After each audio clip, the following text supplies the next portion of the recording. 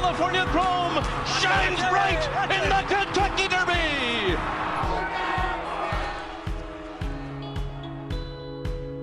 One of the greatest performances you'll ever see. California Chrome in a canter. In Dubai, Chrome turns to gold. California Chrome wins the Dubai World Cup. To the side. Excuse me. Hey, wait a minute. TVG.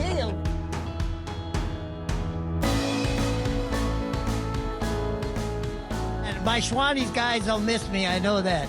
Art, thank you very much, and just enjoy retirement. You've earned it, and you've had a great career, and you've been a credit to this game. Thank you, I appreciate it.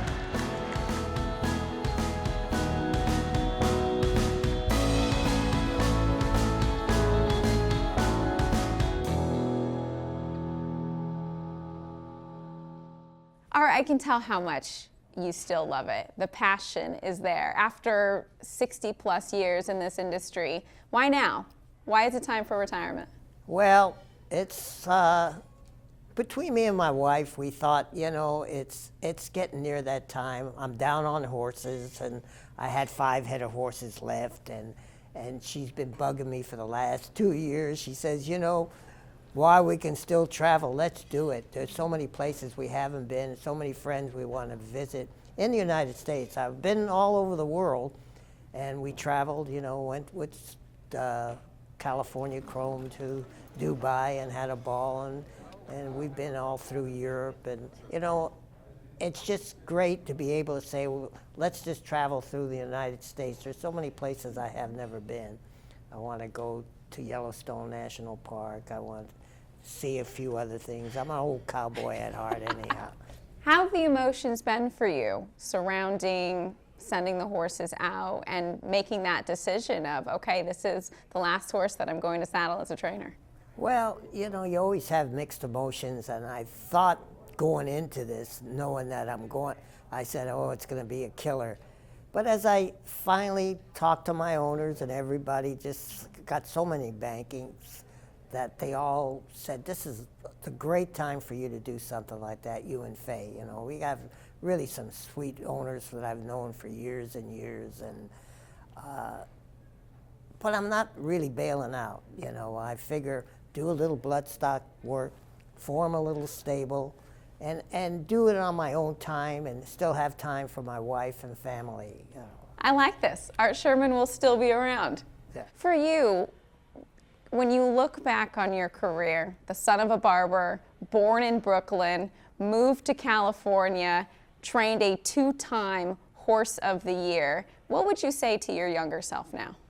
Wow, I didn't think that would be a dream come true. You know, I would have no idea. When I started as a kid with Rex Ellsworth and never been around horses, just a green kid, they taught me. I spent a year with the breeding farm, and it was so interesting and learning experience, you know, pulling out babies out of the mares, you know, that helping them and going through breeding season and watching everything. It was quite an experience. And then I got to go to the track by galloping horses, and of course we had swaps then, and that was a great thrill to be on a horse champion like him. What was that experience like? Because travel was different back then. You were on the train with swaps en route to a Kentucky Derby victory. Describe that. It was really ironic, you know. He had half a car though. I used to have to take care. We brought 2 or 3 more horses with him, and I was taking care of him. The car was like a half for swaps, and the other half was for my 3 horses that I was taking care of. So I remember I had my sleeping bag between them, and they used to dip in the water, and there it goes right on top of me, you know. So I was a little bit ripe going on the train for 5 days, I can tell you. I thought, well, I'm 16, 17 years old, and it was a great experience, but I had to laugh. If I had to do it again, I think I'd go first class on Emirates like I did. I told him that Emirates ruined me, you know, flying on that airline, you know. It really came full circle for you though, didn't it? Yeah, it has, you know, and I've met so many nice people throughout my career, and I want to thank them loyal owners that aren't with me anymore, and I think back of all the trainers I rode for, and it was very emotional for me, you know, thinking about it. Do you find that when you jumped into it at a very young age to where you are today, saddling your final runner, have things changed in terms of how you approach the game? Have you felt that you've taken what you learned from him and put your own spin on it down the years? Oh, I would say that, you know, and of course, as years go by, running your barn like the old timers did, like the Frankels and the Whittinghams, who were very good friends of mine, and we would talk. You know, I just said to myself the other day, I wonder how they would like it now these days, you know. You know, training horses, that's how much it's changed for me. What do you think you'll miss most? All the people. I love all the people here at Los Alamitas. I've met a lot of great friends, the quarter horse industry. I love them guys. They're down-to-earth type of people, you know. That's me, you know. I could be with the kings and queens, which I've met, and just a ham and egger like me. Having a little breakfast at Swanee's in the morning, you know. What did California Chrome give you? Well, a lot of enjoyment, meeting a lot of great people. I look back now, you know, I'll be 85 years old, and it's been a great life.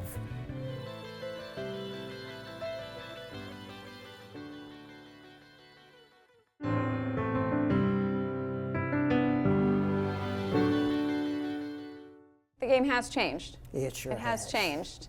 So with the 6 decades that you've been in the industry, what are, and I know this is going to be tough, the most memorable moments for you? What will you look back on in that career of yours between riding and training and think about the most?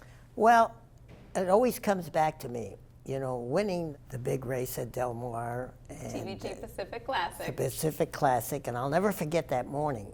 Richard Mandela had Beholder on one side of the paddock, and I was schooling Chrome. And it was ironic, you know, she's a filly and he's a stud, and he looked down there, and I could say, I said to Richard, I said, I think you better wait till I go out before, I don't want to be behind you, because he could get a little studdish Chrome. Call security, somebody. Was he still riding races when you started, or had he already started training? Are you kidding? He was retired by the time I was born. He's probably 100 years old. But then I looked at them both looking at each other, and the way the race turned out, and it was so ironic because Beholder won the race the year before. And now California Chrome is in the same race, and he's coming up to this race so good. And I says, I think, Beholder, you got your work cut out for you. You know? One of the greatest performances you'll ever see. California Chrome in a canter. What was it about him that gave you that type of confidence before a race? Well, he was just a runner. You know, you get those every once in a while that are extra special. You know, a lot of people don't get the chance in this game. There's a lot of really well-respected trainers and good horsemen that never get a chance to win a graded stake, and they're very well qualified. Believe me, I rode for a lot of old guys that could do more leg work with horses than you could believe, and I felt very lucky to be in the spot that I got. You know, it's just, why me? Sometimes I say, why me? You know, I can't buy, I don't have owners to buy me $1 million horses, you know. I'd have to have one that slipped through the cracks, and sure enough, one did. I think a lot of people would know why you. California Chrome gave the people a lot. He made fans out of people that didn't even know horse racing. What did California Chrome give you? Well, a lot of enjoyment, meeting a lot of great people. I look back now, you know, I'll be 85 years old, and it's been a great life. I can see that the emotion comes out when you think about him. What made him so special? Well, heart. He had a lot of heart, and he was such a super horse. He was the people's horse. He loved to get his picture taken. He loved to be a ham. You know, I drive up with my car, and he knew my car. He looked out there, because I always gave him a cookie when I got there, you know. And yeah, he's a very intelligent horse. And the people around us, all the people that took care of him, and I give a lot of credit to my son, Alan. He stayed with him forever, you know. He was his companion. He loved Alan. He used to play with his hat, take it off, put it on, and he went back to Dubai for a month with him to get acclimated for that climate. And being able to run for a $10 million race, I was lucky to win a $1,500 race. Whoever thought I'd ever get a $10 million, you know, and to win the race. And it was I said, wow, to myself, I'm lucky. In Dubai, Chrome turns to gold. California Chrome wins the Dubai World Cup. When you look back on that moment, do you feel deserving of it now? Deserving of it? I don't know. I thought that I'm lucky. I really am. You know, you deserve it? I don't know. It's a hard thing for me to say I deserved it when I had a lot of good friends, and you know, like Richard Matlow, who isn't with us anymore, and he would have been, you know, he was there when Alan was born with me, and I rode for him for a lot of years. He would have been in his glory to be on that trail with me. We always looked, she said, go to the sales and try to buy a horse for $2,000, $2,500, $1,500, anything we could try and get a runner. And then to have one that makes almost $15 million, it blows your mind, you know. At one point in time, the richest racehorse in North America. Yeah, true. And the small beginnings that he started with, what do you think that he represented for the industry? Well, like the lady, when I went into Preakness, and one of the members of the Maryland Breeding Association came up to me and said, Art, you don't know what you've done for this game. And I said, what do you mean? She says, you are truly an inspiration for us to keep going for the smaller breeders and everything. And I felt really proud that she said that to me, you know. And I'm sure she wasn't the only one. For you, what was it like to get that type of reception, not just from those in the industry, but outside of it as well? Well, it's been great. You know, I did a lot of television shows, and I always was for the game. You know, I says, well, nobody knew Art Sherman, and then all of a sudden Art Sherman won the Kentucky Derby. And it's always a trainer's dream to win the Kentucky Derby, you know. I never, you know, when I went back with swaps as a kid, and I saw all that glamour, and I says, wow, maybe one day, you know, later down the road, I was even thinking, well, maybe I could find a horse to ride the Kentucky Derby, not only win it, you know. But I've been lucky, and I'll miss the training part of it, but I'll still be involved. I got 2 sons that are good trainers, and it'll keep me busy. How special has it been for you to enjoy those moments and experience those moments with your family? It was. You know, I look back, me and Faye, and we were driving back to San Diego the other day, and she says, you're going to really miss not trading horses, aren't you? And I says, yeah. She says, but you got to look back and say, look what you've done. I mean, how you know, you're not going to be able to duplicate at your age now. I said, I haven't got the stock, you know, and I said, you know, you're really right. And I says, it's been once in a lifetime ride for us, and we're going to enjoy the rest of our life, you know. As you should.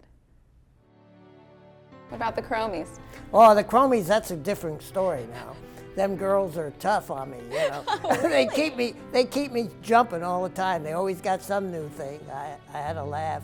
But they're a great bunch of gals, and keep me on my toes, and they went all over the country with that horse. I mean, they're loyal followers, so it was a kick, you know.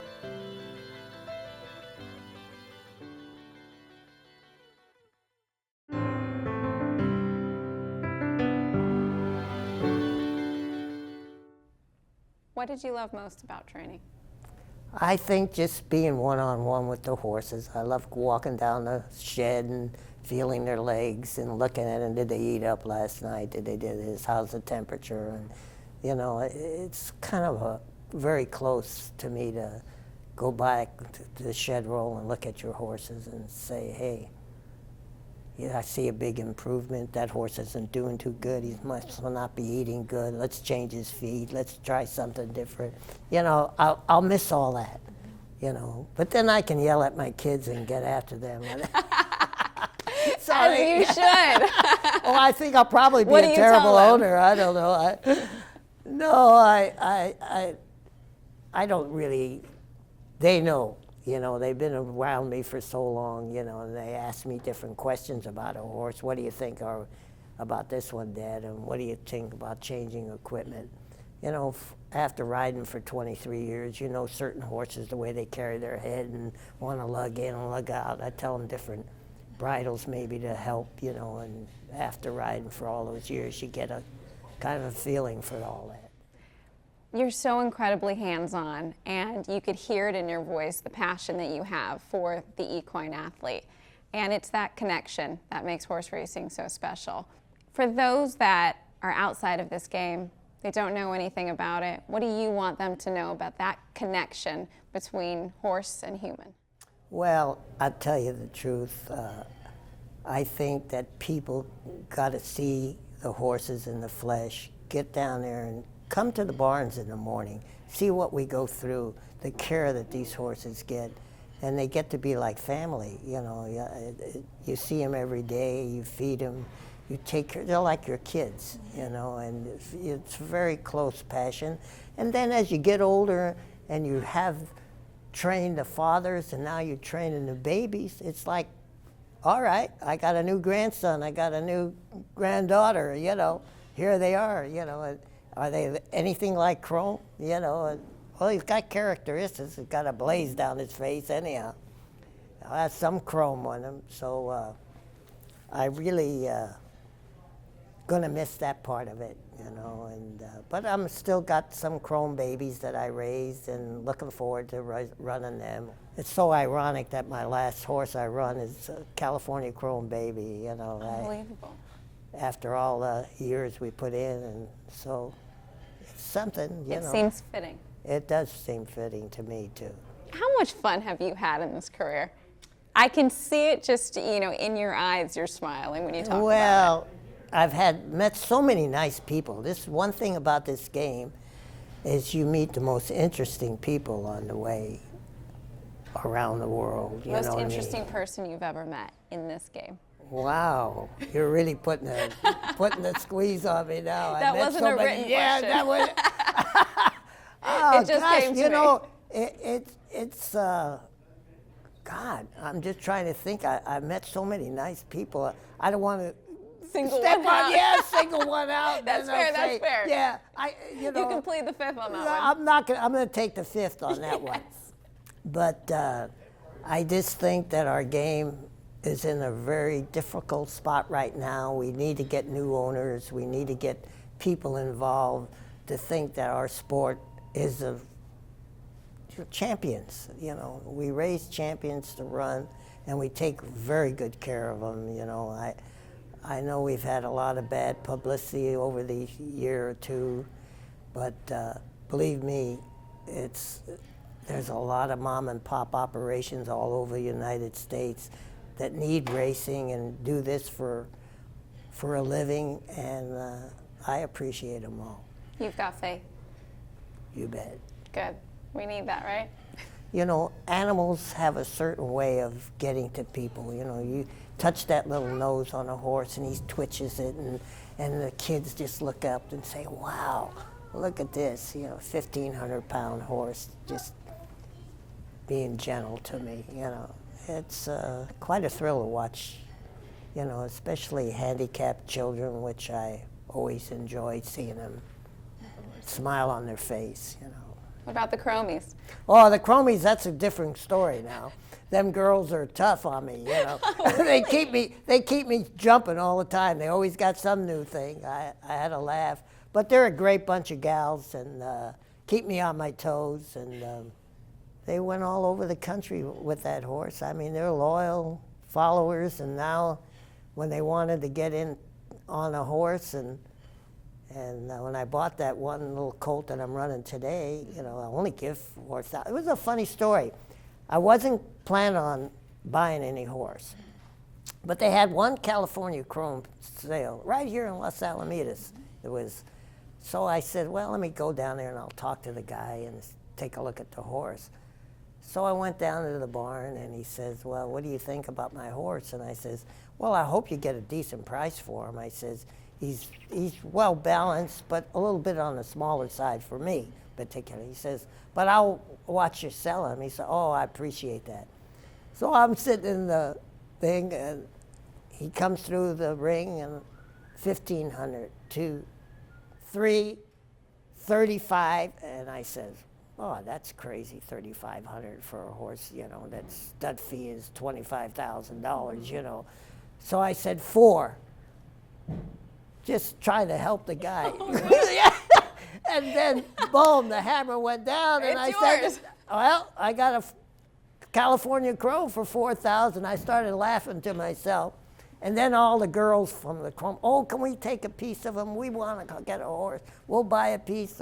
So by the time of it, I wind up with 7 different girls taking a piece of the horse, and I kept the majority of it. So California Chrome baby, owned by the Chromies, trained by Art Sherman himself. You can't make it up. I know. It was a fun story, and I'm sure they're going to have fun with the horse. You know, I'm still going to be a part of it. So it was a kick, you know. I bet. Lastly, when you look back on your career, and others do, what do you want your legacy to be? Had a good time. Never thought that I'd be where I was, you know, in this game. Having your family involved.